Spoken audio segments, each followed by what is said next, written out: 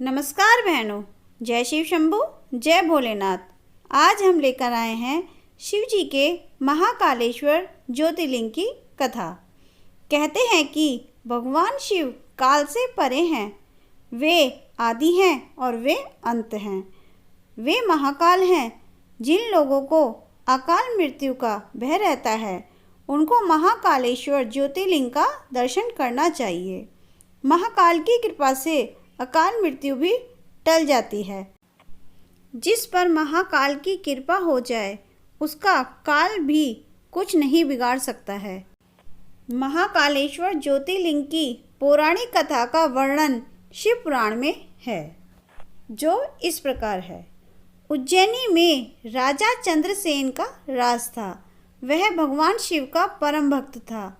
शिव गणों में मुख्य मणिभद्र नामक गण उसका मित्र था।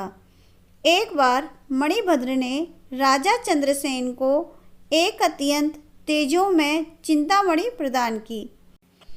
चंद्रसेन ने इसे गले में धारण किया तो उसका प्रभामंडल तो जगमगा ही उठा, साथ ही दूरस्थ देशों में उसकी यश कीर्ति बढ़ने लगी। उस मणि को प्राप्त करने के लिए दूसरे राजाओं ने प्रयास आरंभ कर दिए। कुछ ने तो प्रत्यक्षतः मांग की और कुछ ने विनती की। चूँकि वह राजा की अत्यंत प्रिय वस्तु थी, अतः राजा ने वह मणि किसी को नहीं दी। अंततः उन पर मणि आकांक्षी राजाओं ने आक्रमण कर दिया। शिव भक्त चंद्रसेन भगवान महाकाल की शरण में जाकर ध्यान मग्न हो गया। जब चंद्रसेन समाधिस्थ था तब वहाँ कोई गोपी अपने छोटे बालक को साथ लेकर दर्शन हेतु आई। बालक की उम्र थी 5 वर्ष और गोपी विधवा थी। राजा चंद्रसेन को ध्यान मगन देखकर बालक भी शिव की पूजा हेतु प्रेरित हुआ। वह कहीं से एक पाषाण ले आया और अपने घर के एकांत स्थल में बैठकर भक्ति भाव से शिवलिंग की पूजा करने लगा। कुछ देर पश्चात उसकी माता ने भोजन के लिए उसे बुलाया, किंतु वह नहीं आया। फिर बुलाया, वह फिर नहीं आया। माता स्वयं बुलाने आई तो उसने देखा बालक ध्यान मगन बैठा है और उसकी आवाज़ सुन नहीं रहा है।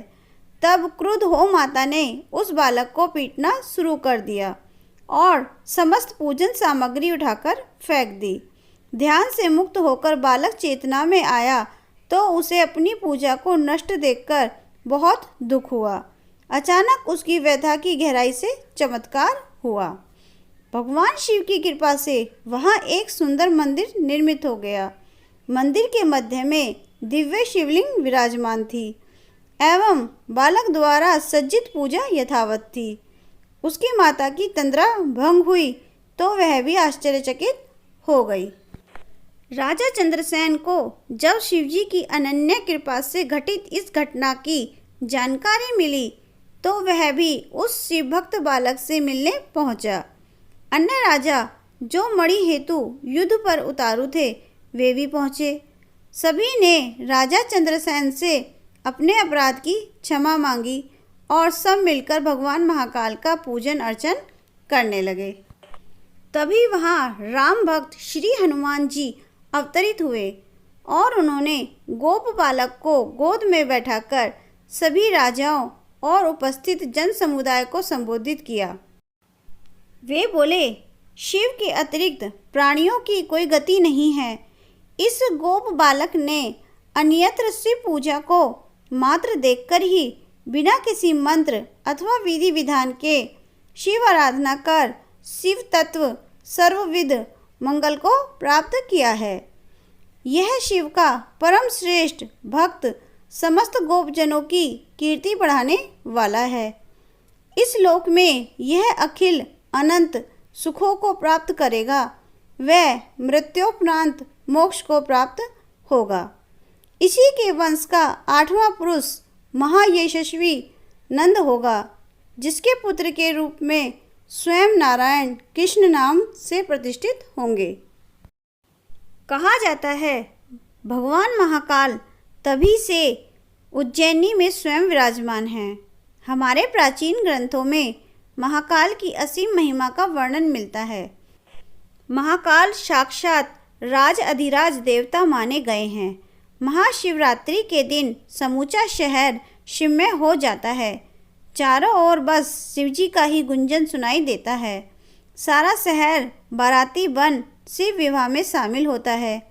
अगले दिन अमावस्या को शहरे के अत्यंत आकर्षक दर्शन होते हैं। नैनाभिराम साज सज्जा के बीच एक उत्सव धूमधाम से संपन्न होता है। भगवान शिव की यह नगरी भक्ति रस में आकंठ डूबी नजर आती है। बोलो भोलेनाथ की जय।